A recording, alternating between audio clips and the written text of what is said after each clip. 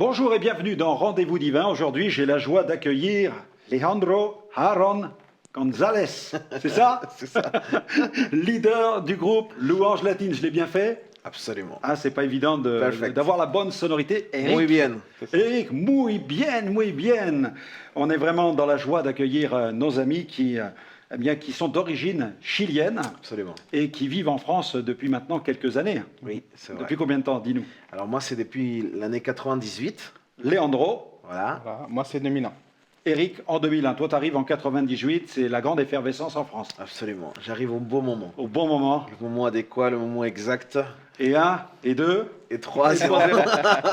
On a vaincu les Brésiliens. J'imagine que les Chiliens, ils ont souvent tenté aussi de battre le Brésil. Ah oui. Et récemment, on l'a plus réussi, Ouais. notamment Ah oui?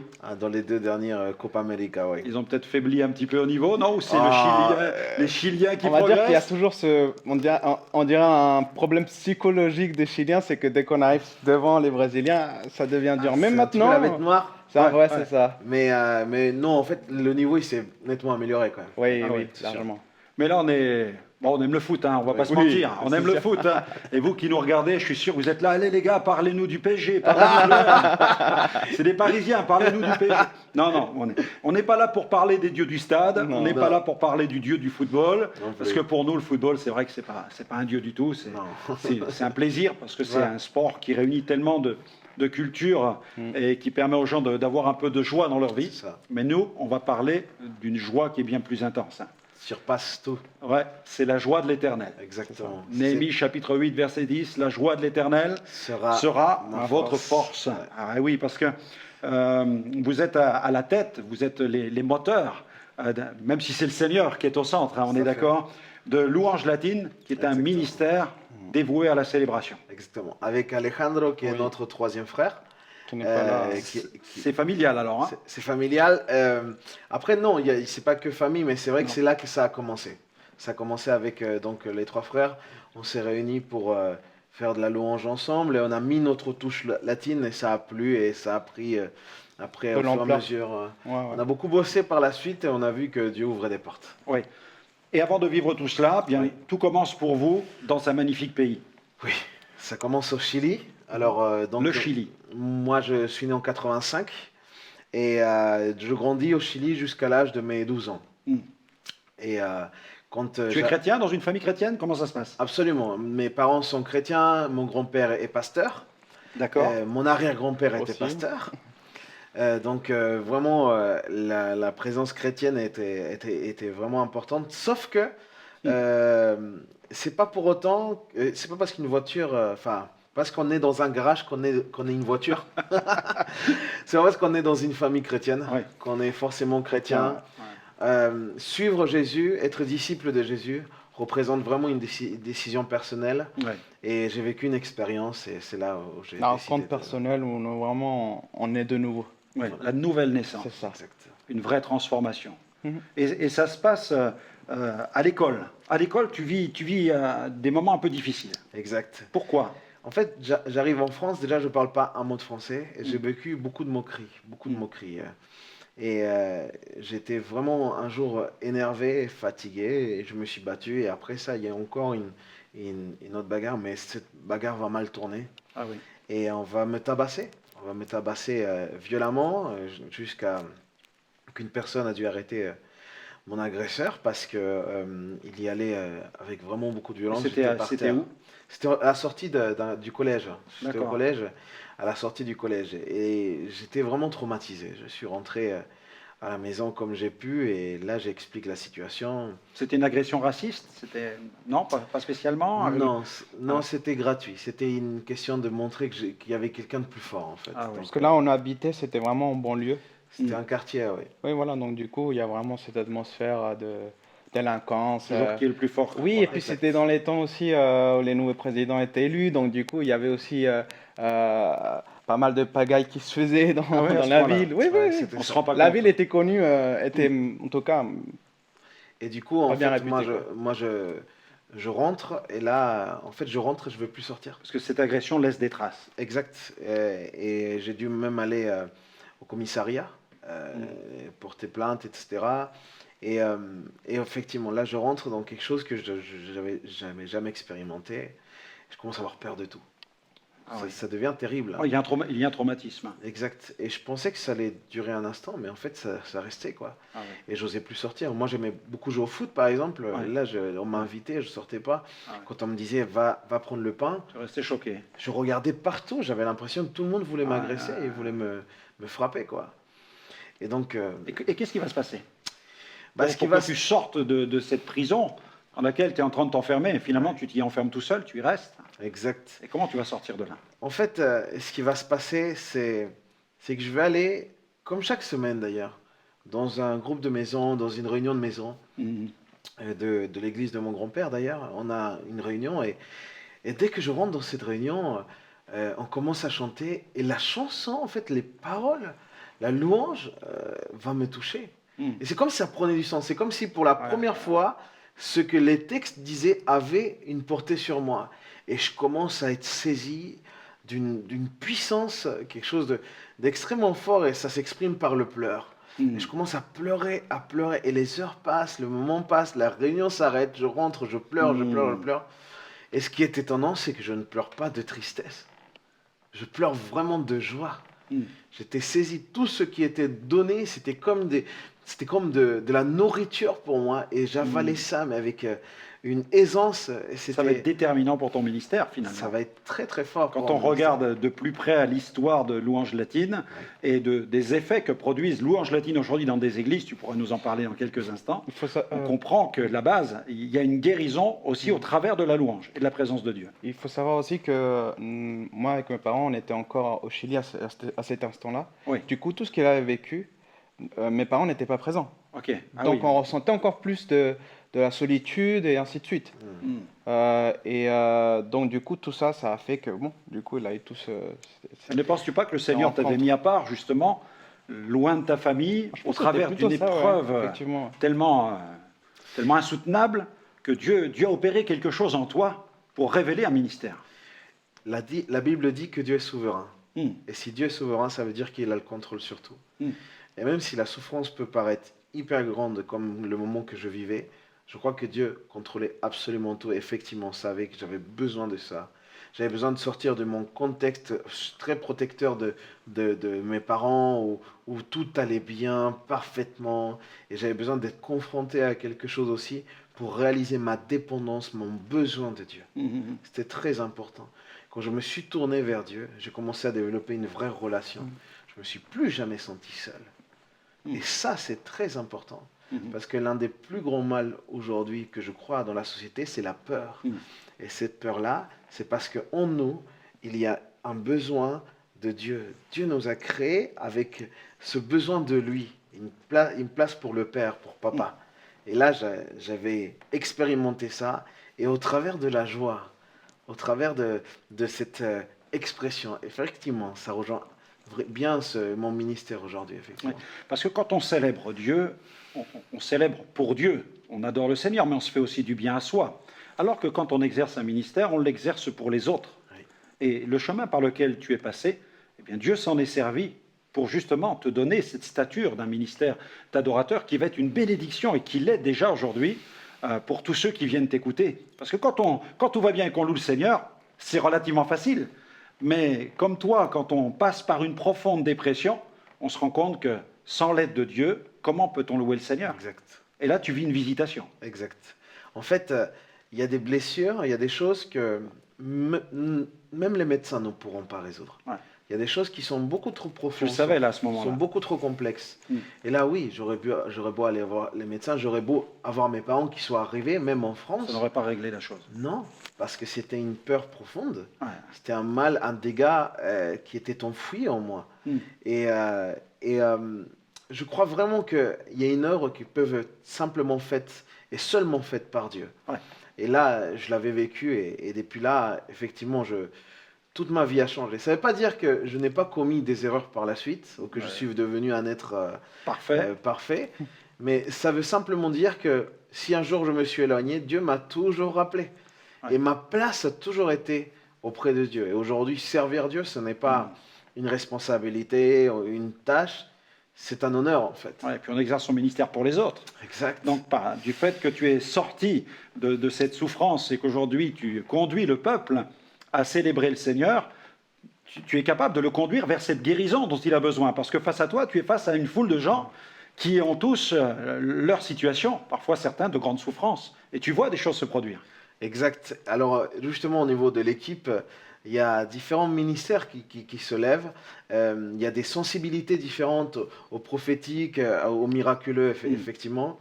On croit tous qu'on est là pour servir Dieu et que c'est Dieu qui fait l'œuvre, mais on doit nous être disposés, disponibles pour pouvoir être effectivement pertinent parce que si on aime Dieu, on aime Ouais. les gens. Il faut savoir vraiment que Jésus est ému de compassion Ouais. Exact. face aux gens. Et puis c'est vraiment un travail de groupe. Ouais. Plus que de Leandro. Leandro est devant, il va amener la parole aussi. Il y a des temps aussi où d'autres personnes ont l'opportunité d'apporter un témoignage, d'apporter aussi un enseignement. Donc du coup, en fait, on se joint par les différents ministères qu'il y a dans le groupe. Donc c'est vraiment au final un travail de groupe. Et c'est ce travail de groupe qui fait que on a cette intensité spirituelle parce que tout le monde va dans un même but. Exact. C'est extraordinaire de voir comment le Seigneur, au sein d'une même famille, eh bien, est capable de créer cette unité avec cette diversité pour que toi, Leandro, tu sois aussi eh bien, devant pour apporter la parole. Mais en même temps, c'est un travail d'équipe, c'est un travail de corps. Et il faut savoir aussi que chacun des membres vient aussi de différentes églises. Pas Oui. tous viennent d'une même église. Donc Oui. du coup, le fait de rassembler aussi différentes églises, Des sensibilités de faire seul- différentes. Ouais, c'est ça. Donc ça fait toujours en fait cette unité. Donc Et ça, c'est la richesse du royaume de oui, Dieu. c'est ça. Des gens qui viennent d'une culture différente, qui apportent leur culture, qui travaillent au sein de toutes les cultures. Et ça, c'est la gloire de Dieu. Je pense qu'on a besoin d'un soutien mutuel. Et quand on est un peu plus exposé, c'est vrai qu'Eric le dit, parfois je suis plus devant à amener quelque chose. Si l'équipe derrière n'est pas effectivement dans cette attitude d'intercéder, Ouais. de comprendre qu'il y a un impact spirituel Ouais. qui se passe, et ben en fait on est moins soutenu. Mais là, franchement, c'est pas ça. Et Ils sont dedans. ils sont dedans et ça fait maintenant 2 ans, plus de 2 ans qu'on travaille avec la même équipe et c'est vraiment chouette en fait. Mais parce que c'est une conduite assez surnaturelle, Spéciale, ouais. assez C'est spéciale, la naissance de louange latine. C'est vrai qu'on ne voit pas souvent cette manière de faire, en tout cas de procéder, puisqu'en fait, dans la même louange ou adoration, on peut avoir un enseignement et un témoignage amené avec la musique. Vous êtes sensible derrière. même dans le concert. Absolument. ça. Et ça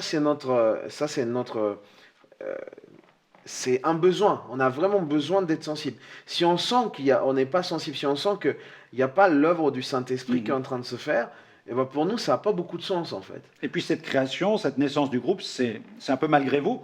Exact. C'est conduit par le Seigneur. Exact. Oui.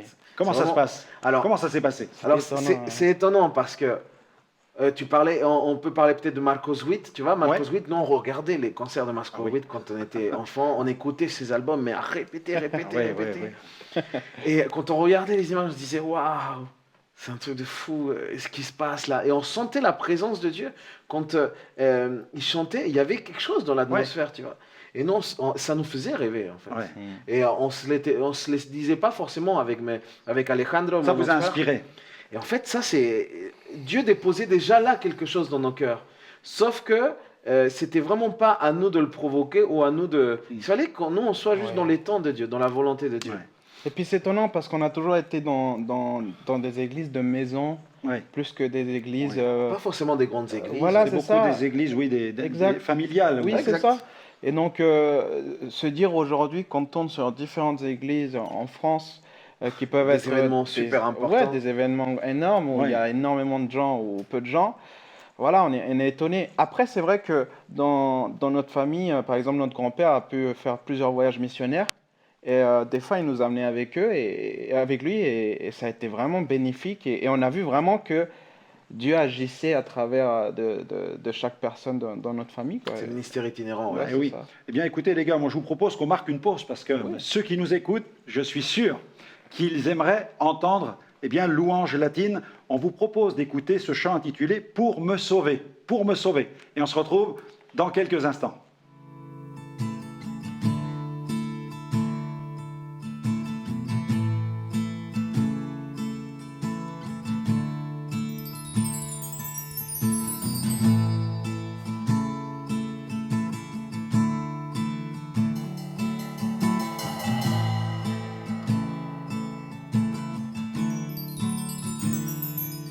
sont mes péchés qui l'ont emmené à la croix. Le poids de mes fautes représenté sur ce bois. Il s'est montré si fort et si humble à la fois. Mon mal a cloué, il s'est sacrifié pour moi. Ce sont mes péchés qui l'ont emmené à la croix. Le poids de mes fautes représenté sur ce bois. Il s'est montré si fort et si humble à la fois. Mon mal a cloué, il s'est sacrifié pour moi. Il a choisi de m'aimer. Il n'est pas descendu, il ne s'est pas détaché. Il est allé jusqu'au bout pour me sauver.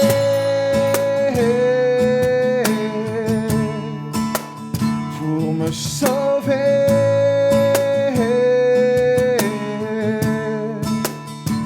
Par amour, il s'est donné.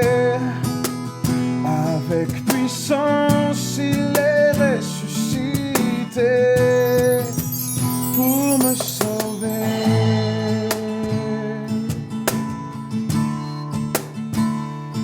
Hey, hey, hey.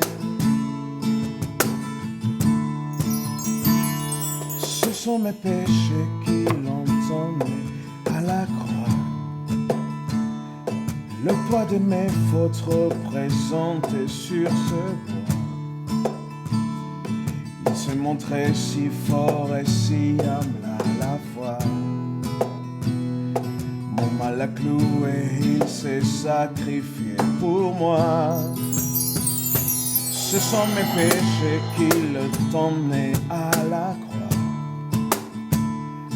Le poids de mes fautes représenté sur ce bois. Il s'est montré si fort et si humble à la fois. Mon mal a cloué, il s'est sacrifié pour moi. Il a choisi de m'aimer. Il n'est pas descendu, il ne s'est pas détaché. Il est allé jusqu'au bout pour me sauver. Formidable, je suis sûr que ça vous a plu. Et bien en exclusivité, on va faire la promo. Il est en cours de pressage actuellement Exact. de l'album Louange Latine. Alors c'est quoi l'histoire de cet album? Alors, cet album, en fait, va d'abord être une réponse aux différentes tournées qu'on va faire. Dieu va nous amener, il va nous ouvrir des portes dans tel ou tel événement, dans telle ou telle église, et à chaque fois, systématiquement, les gens nous disent, il est où votre album? Il est où votre album? Oui. Alors, au début, on se dit, c'est gentil, c'est flatteur. Oui. Mais après, un jour, on était devant un grand public, et le public nous a hués parce qu'on n'avait pas d'album. Ah oui. Ils nous ont vraiment hués. Ah, ils étaient tellement frustrés. Mais Et, c'est pas possible. et là, non, on s'est remis en question et on a dit, Seigneur, est-ce que c'est Dieu tentant? vous a parlé, quoi. Est-ce que c'est tentant? Et là, du coup, on a eu plusieurs propositions pour pouvoir le faire. Et une particulièrement correspondait vraiment à ce qu'on voulait faire. Et là, du coup, une production qui s'appelle NPS Production, avec les frères Edel. Ouais. Et ben, eux, ils ont cru dans ce projet particulièrement. Ils nous ont amenés en studio. On a été l'enregistrer au studio Montmartre. Et ça a été donc fait par les musiciens du groupe. On s'est préparé pendant des mois pour pouvoir être au niveau, de pouvoir proposer cet album-là, mais qui soit vraiment rempli de cette atmosphère et de cette chaleur, de l'aisance du groupe. C'était important que ce soit le groupe qui puisse le jouer. Et là, du coup, on a pu le proposer et c'est fait en studio et c'est un 12 titres avec un featuring. Un seul featuring, et c'est avec un ami à moi qui s'appelle Patrick Bonhomme. Qui est super derrière. Et que je salue d'ailleurs. Et lui, il est dans le gospel et il a porté une touche magnifique à un morceau qui s'appelle Père et de ma famille. Et j'imagine que ce titre aussi, Pour me sauver, il n'est pas anodin. Non. Alors, ce titre, Pour me sauver, plusieurs raisons en fait. Bah déjà, ça résume un peu notre objectif. C'est le fait que Jésus est venu sauver l'humanité. et qu'en l'acceptant en tant que fils de Dieu et le suivre, pour nous, c'était important que le sujet principal soit le salut. Voilà. Donc c'était une des raisons, mais aussi parce que nous tous, nous avons été touchés par ça et nous avons été sauvés par Jésus. Donc voilà. C'est un morceau aussi qu'on a pu proposer, l'une des premières compositions qu'on a montré au public. C'est pas facile ça, montrer des compositions au public parce qu'on ne sait pas trop à quoi Oui, s'attendre. comment ça va être reçu. Exact. Et là, franchement, ça a été, on a été étonnés parce que les gens se sont appropriés du morceau. On nous le demande souvent dans les églises où on passe. Je crois que Dieu m'a bien inspiré quand j'ai écrit ce morceau-là, les textes, et je rends grâce à Dieu, c'est une grâce. Et de ce petit gars qui était enfermé dans sa dépression, que le Seigneur va visiter et consoler, eh bien Dieu est en train de lever aussi un adorateur, un chanteur. Et toi qui es sorti de la dépression, est-ce que tu vois en face de toi des hommes et des femmes touchés par cette musique? Et est-ce que tu les vois eux-mêmes sortir d'angoisse, de dépression? Est-ce que tu vois des fruits? On le voit différents fruits, et c'est vrai. La première chose, c'est cette espèce de déblocage. Il y a beaucoup de personnes qui vivent bloquées par un semblant ou par une sorte de religiosité ou alors par une force de tradition. On a toujours fait comme ça, on ne va pas faire autrement. Et je crois que Dieu nous défie à être nous-mêmes et à sortir de notre zone de confort, à aller plus loin, expérimenter, lui faire confiance. Et du coup, déjà, le premier impact, il est là. Des gens, en fait, qui peuvent être très fermés, mais qui vont finir à applaudir, à célébrer, à sauter. On a été dans une église, dans un mouvement d'église qui n'est pas forcément connu pour être, des églises qui bougent. Et on était étonnés au début, effectivement. On vous regarde un peu en chien de faïence, voilà, on vous observe. Dans le collimateur. Et c'est étonnant. Ça vous paralyse pas? Non. C'est déstabilisant au début. Mais après, la musique, elle est là. En fait, c'est le rythme qui est là aussi. Avant d'arriver, on se prépare toujours. C'est ça. On se prépare déjà entre nous, on s'encourage entre nous. Mais après, on laisse Dieu faire. Oui. On se décharge, nous, de cette responsabilité. C'est le travail du Saint-Esprit. Nous, on ne crée pas des ambiances. Voilà. Il y a une atmosphère c'est le Saint-Esprit qui l'impose, c'est pas nous.